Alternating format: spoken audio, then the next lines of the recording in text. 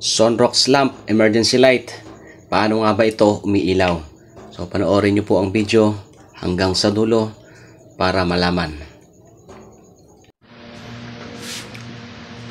So yun, dun po sa mga nagtatanong kung paano nga daw ba gumawa ng Sunrox lamp emergency light gamit lamang yung Sunrox aluminum and copper. So paano raw ba ito gawin? Step by step. So i-explain ko na rin sa inyo kung paano at bakit nga siya gumagana o umiilaw. So ang tawag nga po dun ay electrochemical energy, converting chemical energy to electrical energy. So kakalasin ko po at pakikita sa inyo. Sabi kasi ng iba may battery daw eh. Naka-on ha. Sasalin ko muna dito.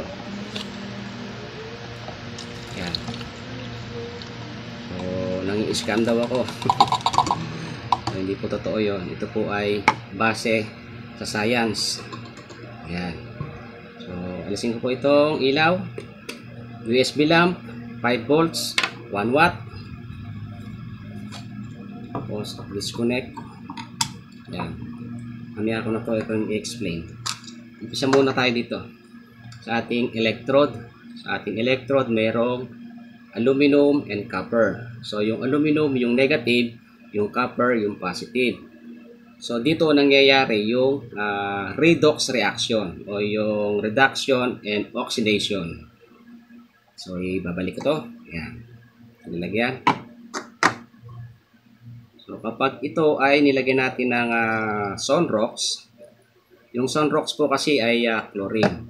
At ang chlorine ay may chloride ion at ang ion ay may atom at ang atom ay may electron. Kaya siya pwedeng gawing electrolyte. So, yung Sunrox, yung isang bote nito, 90% is water, 10% ay chlorine. So, wag niyo pong ihahalo sa ibang chemicals to ha, lalong-lalo na sa acid kasi mag-create siya ng chlorine gas. So, toxic po yun, masama sa katawan at pwedeng mag-explode. So, itong ating electrode, kapag ito'y ating dinip sa Sunrox, siya na magkakaroon ng ayan, chemical reaction. Tapos yung tinatawag na redox reaction, reduction, and oxidation. Yung oxidation ay nangyayari dito sa aluminum. So yung electron ng aluminum, kinukuha niya, pupunta ngayon dito sa copper at dito sa copper nangyayari yung reduction. Sorry po. So, one continuous shot po ito.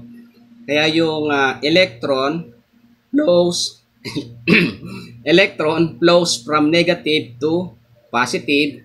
Then, dadalo yung electron dito sa wire. Pupunta sa ilaw. Ayan. Then, bababa dito sa negative. Iikot lang siya at paikot-ikot lang. So, ganun po ang nangyayari dito sa electrochemical energy.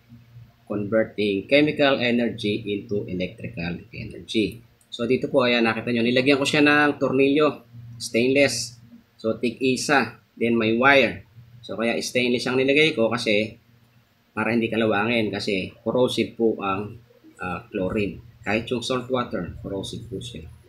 So yung principle nito na paggawa ng ganitong battery, wet cell battery, ay parang yung battery lang ng ating mga sasakyan, yung lead acid battery. So, gano'n lang po siya. Wala siyang pinagkaiba doon. Iba lang yung elements na ginamit doon. Iba rin yung chemicals na ginamit doon. Doon naman acid. So, i-connecta ko na po. Ito yung negative, yung aluminum, yung positive, yung copper. At dito naman po, meron tayong boost converter ito. Yan. So, itong boost converter, ang voltahe nito ay nasa 1 volt, 1.5 volts lang. Kaya niyang gawing 5 volts para mapailaw itong USB lamp na 5 volts. 1 watt lang po ito.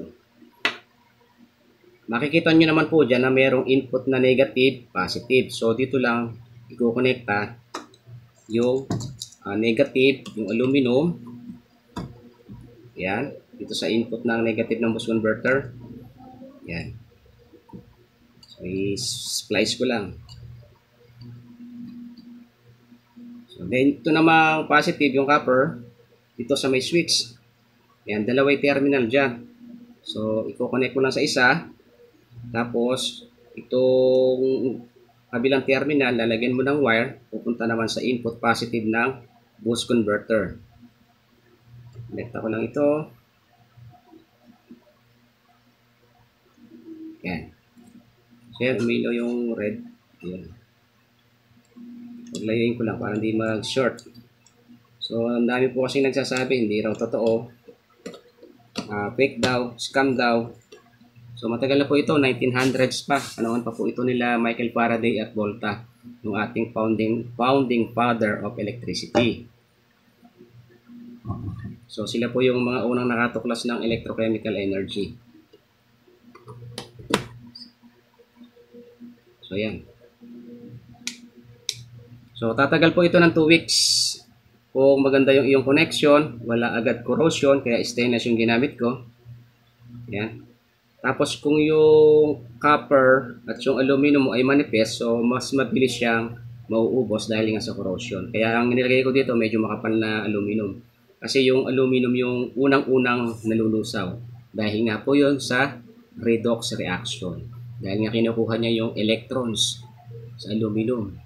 Dadaloy sa electrolyte natin na Sound Rocks, pupunta sa copper at iikot na siya papunta doon sa ilaw at bababa ulit. So, paikot-ikot lang. So, yun lamang po mga ka-DIY at sana'y naliwanagan na kayo sa mga nagdududa. Siguro po yung nagsasabing hindi totoo, mga absinero ng araw. Kasi tinuro din po ito sa school. So, yun lang po. Thank you for watching.